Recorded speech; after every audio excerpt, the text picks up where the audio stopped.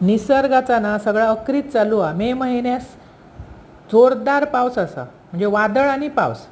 त्यामुळे घरात बसान लोक काय करतले, कामाक जाणारे कामाक गेले त्यांना असे ना चमचमीत उसळी करून द्यायची। पाऊस भरपूर पडता आणि राज्यभर पडता, हय पडता थंय पडता असो ना।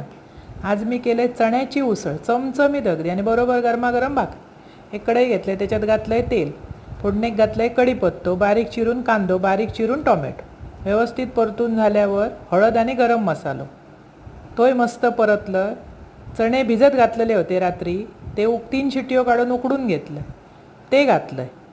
चवीपुरता मीठ आणि किंचितसो गूळ, गूळ घातलास की चव जरा भारी येतं, आणि आमका सगळ्या जेवणात जरा लागताच होती। तुमका नाही आवडत तर घालू नका।